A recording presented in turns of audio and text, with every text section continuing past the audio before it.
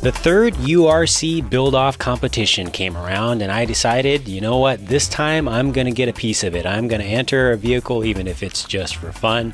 I'm going to do a project and get a piece of this interesting action that we had going on here, sponsored by cowrc.com. The theme for this particular build-off was Jambalaya Jane. The basic idea was to take as many spare parts and unused things from around your workshop and your garage and anywhere, just stuff that wasn't being used, and cobble it all together to make one single RC.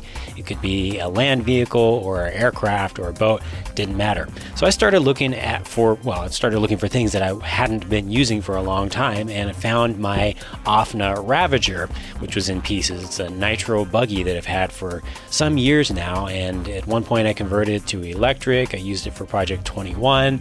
I eventually turned it into a rally car very briefly, but since then it's literally been sitting in pieces in a box, so it was a perfect starting point. However, I didn't want to go ahead and go the normal route with an 8th scale buggy with a really expensive motor and speed control system, because that really wasn't going to be in the spirit of the build. I wanted to power it with something really cheap. I had a couple of these 35 amp Hobbywing easy run speed controls sitting around, and I decided that that was going to be my source of power. In order to use such little power on an 8th scale platform, I was going to have to lighten it up a lot.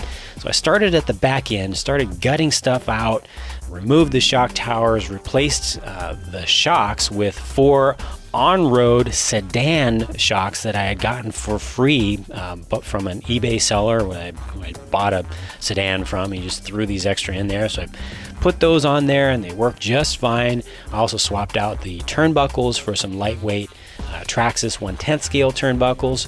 And then for the front end, again, digging through old parts, I found the a spare front end from a Traxxas Street Sport that I was going to be using just for parts for my ultimate Street Sport project, which still isn't done yet. But sitting there, not being used, it's lightweight. I figured, you know what, I'm going to put that onto this vehicle by using over 10-year-old Rustler and Stampede parts that I had just laying around, plus some 17mm adapters that I've used a number of times on several projects. I was able to get the front end hooked up with 8th scale buggy wheels and tires all the way around. And obviously I decided to make this an on-road vehicle. For the chassis, I went with wood.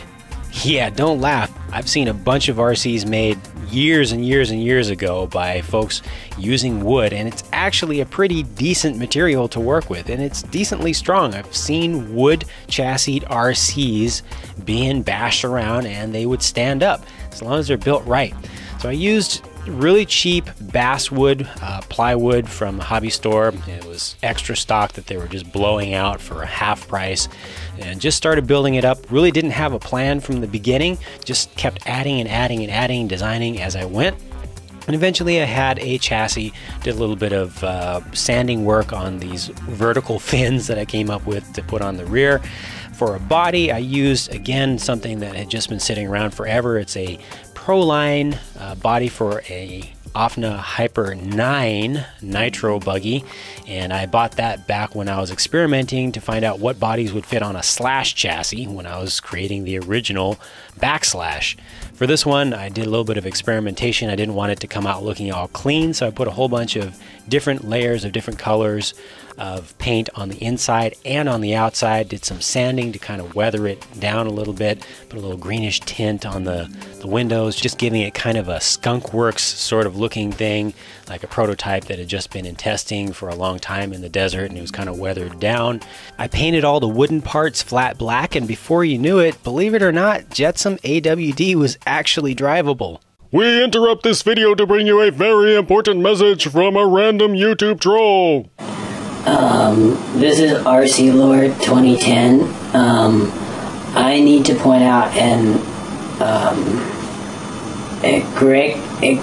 egregious mistake in your latest project video on Jetsam AWD. The front end is from Traxxas Street Sport, and the Street Sport is a 2-wheel drive car. I know because I have a Traxxas Rustler, and I know a lot about Traxxas cars. So you can't call Jetsam AWD because that stands for all-wheel drive, and this is more proof that your videos are becoming biased. Yeah, thanks for watching. Oh, by the way, if anybody knows what egregious or biased mean, let me know. Bye. This has been a very important message from a random YouTube troll. Wow. Hey, RC Lord, if you're gonna correct somebody, at least get your facts straight. I never said that Jetsam was all-wheel drive. In fact, quite to the contrary, Jetsam ain't wheel-driven.